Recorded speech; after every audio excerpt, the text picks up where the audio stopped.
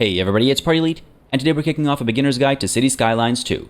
Our first episode is going to talk about a variety of essential topics that will range from the familiar to the new, whether you've played the first game or this is your first time ever playing a city builder.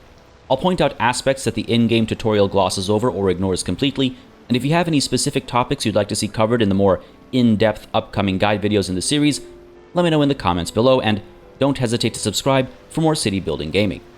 With no more time to waste on an intro and with timestamps down below, let's begin. Managing Earth, Water, and Wind. This first section is going to be the bulkiest one, but it's a vital set of things to keep in mind. There are a variety of considerations that are well worth looking into before you even start laying down your first roads. In this section, we'll discuss terraforming alongside essential data to look at before you begin. First things first, while there's a handful of starting maps to choose from, you can really just consider them semi-blank canvases if you want to. Terraforming is free in City Skylines 2, so you can really get in there and modify the general topography of your map, which is especially nice if you're trying to build a specific sort of city, or you have a specific type of vision that you want to bring to life. Bear in mind the resources available on the map and the kinds of external connections available to you as well.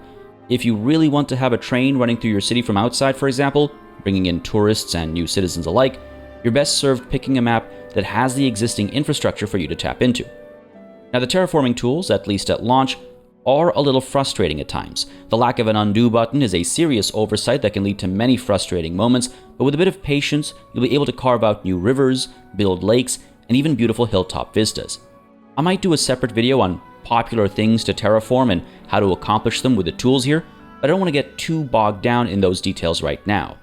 I highly recommend keeping the brush strength low when using any of the tools outside of the flatten tool, in which case 100% strength gives instant results.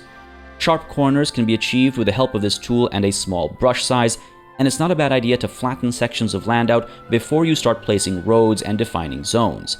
The game will otherwise take on strange shapes or carve the land itself when plots develop. It can get pretty ugly. When using the standard tool, left click will increase height, while right click will reduce it.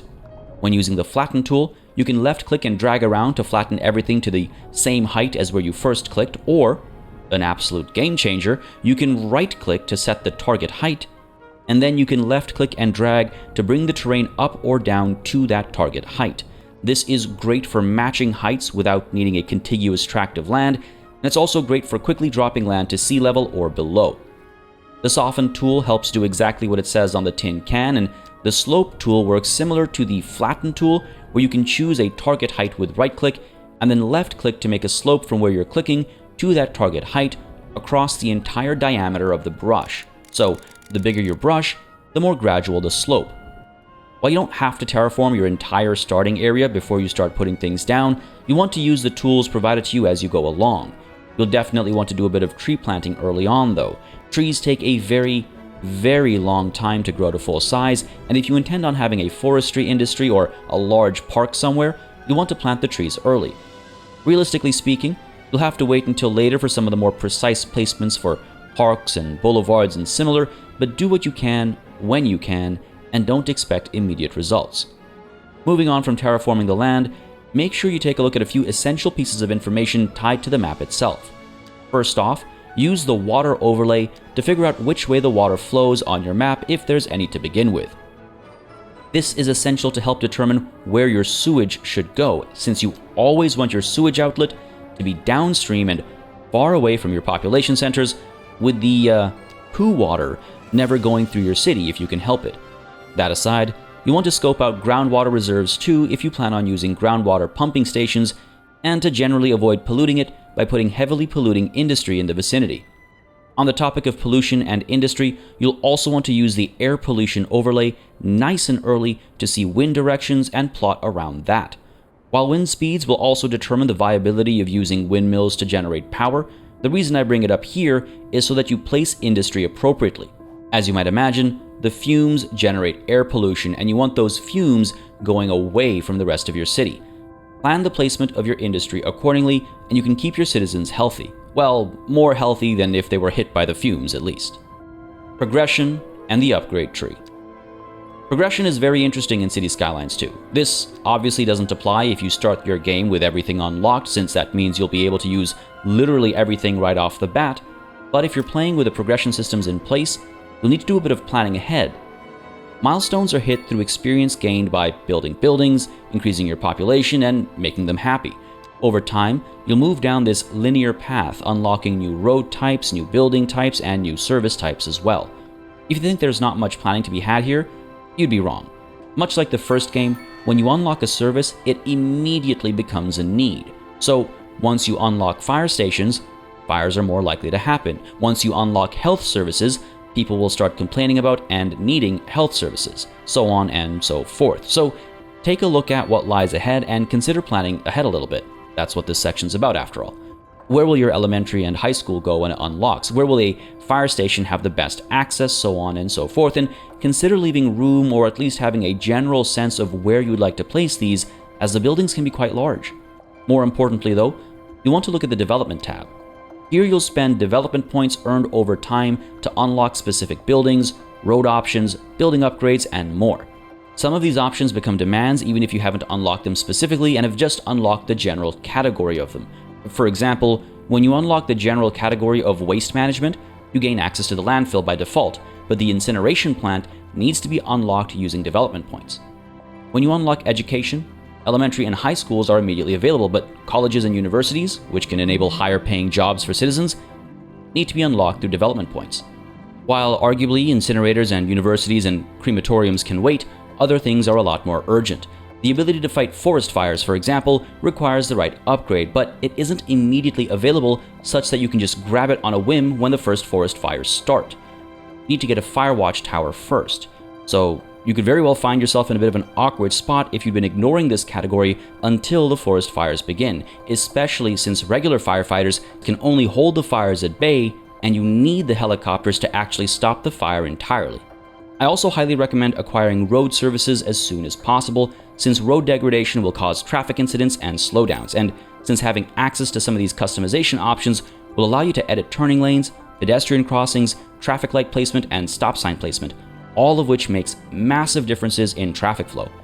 It will also allow you to get rid of street parking with the help of decorative elements and extra wide sidewalks, but make sure you've unlocked parking lots to still provide parking spaces for your citizens. As you can see, when development points are scarce, it's a good idea to figure out exactly what you need to prioritize based on what kind of city you're trying to build. A small farming town might not need a university at first. A city with a massive forestry industry will likely want protection against forest fires, and when the city starts to get a bit more dense, you'll start seeing the value of larger roads, interchanges, so on and so forth. It never hurts to plan ahead. Don't overbuild. All the planning aside, when it comes time to build, make sure not to overdo it right off the bat. It can be really tempting to lay out all the groundwork and spread your road network out and see it all, even if you're not actually zoning areas or putting buildings down, but the marginal costs for upkeep will catch up fast. Depending on how quickly you're progressing, this can put you in a bit of a downward spiral. Progression through milestones is a great way to get cash injections, but loans and tax rate adjustments aren't available to you until a bit later, and you won't make money off parking and transit until you've unlocked them, of course. So pace yourself and make sure to use smaller and lower tier roads for planning purposes. Not everything needs to be a 4-lane road with grass and trees before you've started putting any buildings down. In fact, understanding when to use which roads is a crucial concept when it comes to urban planning. Road and transit hierarchy. I could probably make an entire standalone video on these topics, but a brief overview should help you along your way when you're first planning your city. Roads come in different sizes, with medium and small roads available to start with, and larger road types unlocked with development points. Regardless of the actual lane count, the basic concept of road hierarchy remains consistent. Local roads bring traffic onto collectors, which then bring traffic onto arterials, which then bring traffic onto highways. This works both ways, of course, from highways to arterials to collectors, or also known as distributors, down to locals. The core thing to keep in mind is that higher up the hierarchy, you will find more vehicles trying to cover longer distances at higher speeds. Whereas local roads might take somebody up and down their local neighborhood of houses and corner stores, a collector road will allow somebody to go from their home to the shops a few blocks away. An arterial road will help them get, say, from uptown to downtown. Your citizens will expect this kind of road hierarchy to be maintained, and sometimes your local roads will have to be a bit bigger if you're expecting higher density due to the kinds of buildings you're placing in the area, for example. Because of the expectations of distance covered and high speeds, in an ideal situation, your arterial roads will have very few intersections with other arterials and with collectors, while collectors will typically have a few more intersections with locals and other collectors, and locals themselves will have lots of intersections to take people into their driveways, their parking lots, their local alleys, etc., etc. After all, intersections will slow traffic down, and higher up the hierarchy, things need to be moving quickly. The last mile is something to consider too. This is the final gap between where your citizens get off a vehicle and they need to just make it to their final destination. It's not literally a mile, but it's that last section of transit. While dedicated bike lanes are not an option yet, dedicated pedestrian walkways are. Ignore them. Instead, head to the terraforming tab and use paths. People will use these to walk from parking lots to their homes or from their homes to local stores and parks, etc., etc., and if you place these appropriately, you'll replace vehicle traffic with foot traffic. Make sure people can walk to popular local destinations. That will save you a lot of heartache when it comes to traffic. Offering good public transit is also a great way to reduce vehicle traffic, and even there you'll find a bit of a hierarchy. The scale is a bit different here though. Planes and ferries are a little beyond the scope of comparison. They're not really local, but you can kind of think of them as highways just over significantly greater distances, and that's going to be a pattern as we continue. Trains, then, are like arterials. People are expecting to cover extremely long distances at very high speeds with few stops to slow them down en route. But whereas an arterial road might take you from uptown to downtown, you'd expect a train to take you quite a bit farther than that. A train is expected to provide a satellite city access to the downtown core, for example. From the train, you might hop onto the subway or metro, acting like a collector, though again, at a greater scale. You'd expect the subway to have multiple stops from, say, up to downtown, for example. A mid-sized gap between stops keeps things moving, but provides good access to different parts and neighborhoods in the city. Somebody going from the East End can go to the West End, or they can transfer and go downtown or uptown, so on and so forth. Then, stepping off the subway, you might hop onto a bus or tram to take you around the local areas. These will have lots of stops and give people easy access to a few blocks within the area. Having proper transit hierarchy will encourage people to actually use public transit. Who wants to hop on a bus to travel halfway across the city? Not that many people. But a subway that doesn't need to stop at traffic lights? That's a lot more popular.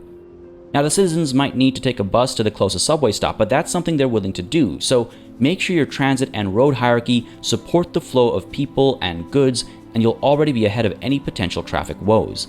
Keep in mind that some roads cannot support certain features though. Alleys, for example, cannot support bus stands or tram tracks.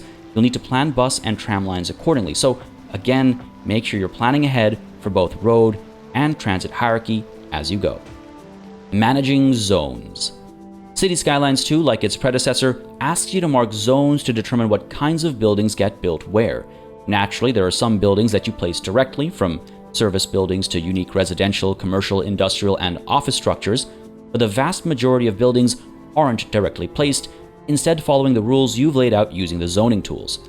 People will demand residential zones of varying density, commercial zones, industrial zones, and office zones, with corresponding zoning options to meet those needs. The game does a good job of explaining this system if you've never played a city builder before, but it's worth noting a few things that the game doesn't explicitly state in its tutorial. For one, you want to try and place your industrial zones close to major external connections. Your industry will use goods available locally when possible, but will otherwise import and export raw materials and finished goods from outside connections. Sometimes that'll be through cargo trains or cargo ships or good old-fashioned trucks. Either way, you can expect a lot of traffic generated for industrial zones. In the earliest stages of your city, a direct connection to the highway is the easiest thing to manage, and ideally, you should avoid putting residential zones between industrial zones and the highway. Industrial zones and residential zones both generate a ton of traffic, and they will absolutely get in each other's way if you don't account for that. On the flip side, you want to make sure commercial and residential areas mingle. Ideally, people will be able to walk to local stores or take a short drive over more often than not. Same applies to offices. The demand for these different kinds of zones is determined by a variety of factors. If there are jobs available, people will want to immigrate, so you'll need housing.